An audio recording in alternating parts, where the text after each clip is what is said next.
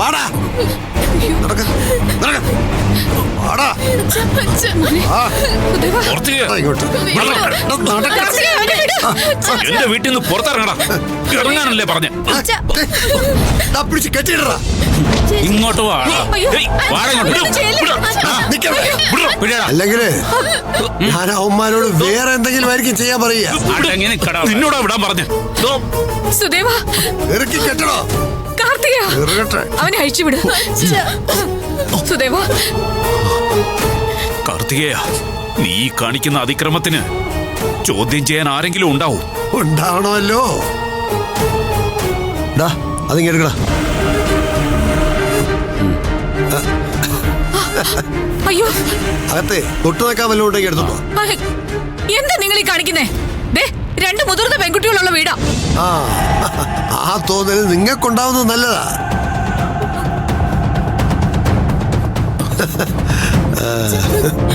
സാധനം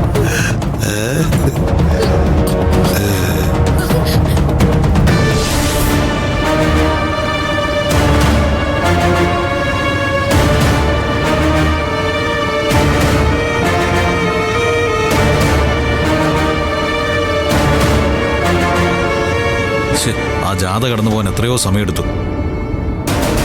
അല്ലെങ്കിൽ നമ്മൾ എത്രയോ മുമ്പ് വീട്ടിലെത്തി തന്നെ. അല്ലെങ്കിലും തടസ്സങ്ങൾ എന്റെ ജീവിതത്തിലുള്ളതാണല്ലോ സർ.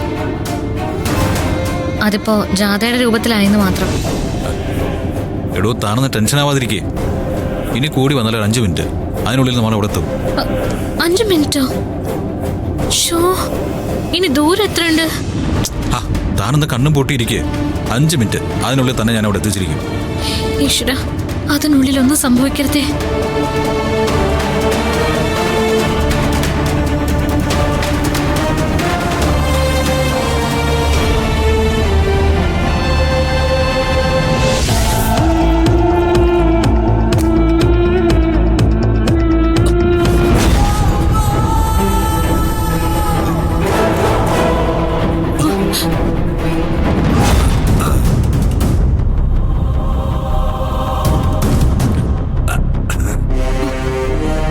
എനിക്ക് നിങ്ങളാരെയും വേണ്ട.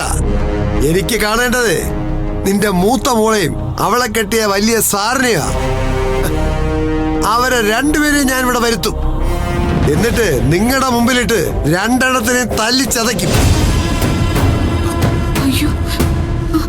കാർത്തികേയ, വേണ്ട.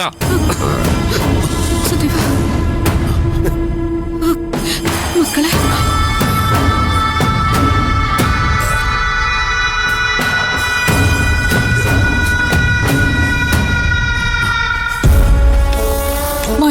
കാർത്തികേയ, നീ എന്തായി കാണിക്കുന്നേ?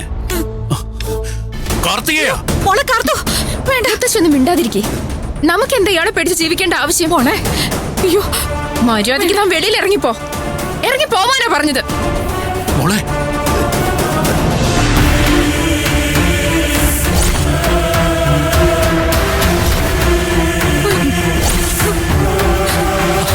മോളെ, കാർത്തു, മോളെ, വേണ്ട.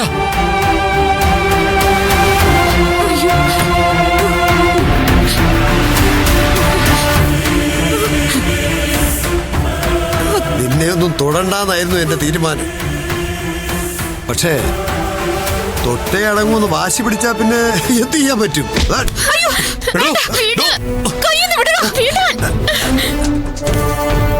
എന്റെ മോളുടെ കയ്യിൽ നിന്ന് വിടറോ.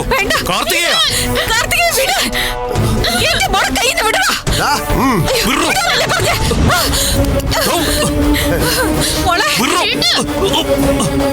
നിന്റെ തന്തയുടെ മുമ്പിൽ വെച്ച്, നിന്റെ മുത്തശ്ശിയുടെ മുമ്പിൽ വെച്ച് കാർത്തികേയൻ നിനക്കുള്ള സമ്മാനം തരാൻ പോവാടി.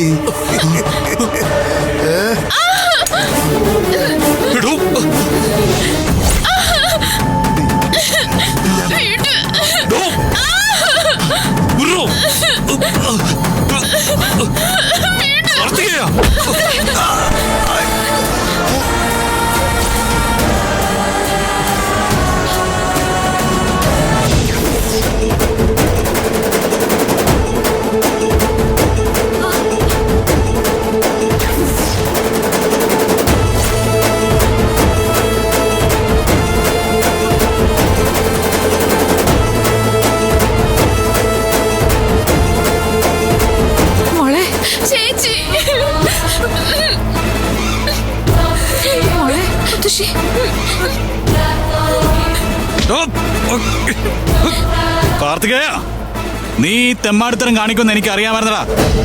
അതുകൊണ്ടാടാ കൃത്യസമയത്ത് ഞാൻ വന്നത്. ഈ നിൽക്കുന്ന ആരൊക്കെയാണെന്ന് അറിയാടോ എനിക്ക്? നീ കെട്ടിയിരിക്കുന്ന മനുഷ്യനുണ്ടല്ലോ, എന്റെ അച്ഛനാടാ.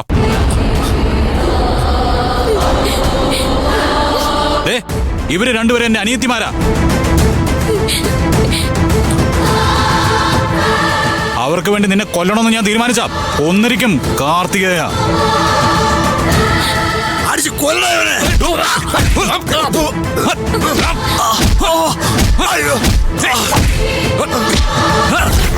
നന്ദിനി, അച്ഛന്റെ കെട്ടഴിക്ക്.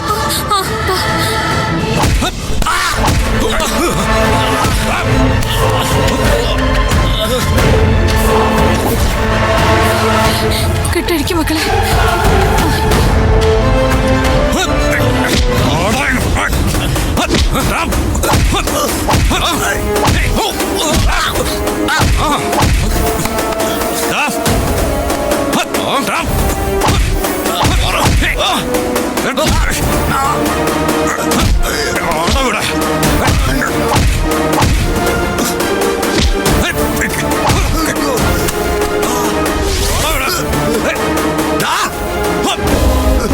സുരേഷ്,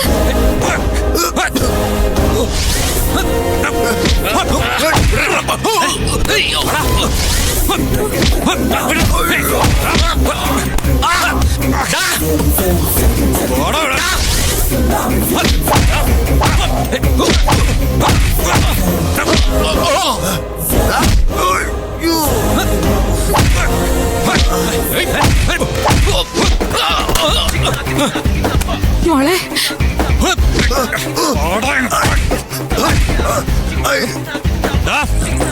ഈ കുടുംബത്തിന് ഞാൻ കാവൽ നിൽക്കാൻ തീരുമാനിച്ചിട്ടുണ്ടെങ്കിലേ നീ ഇവരെ തൊടില്ല കേട്ടാ.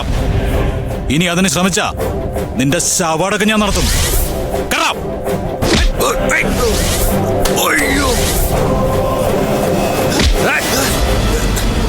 ഇനി പരിസരത്തൊക്കെ കണ്ടുപോരുത് കേട്ടാ.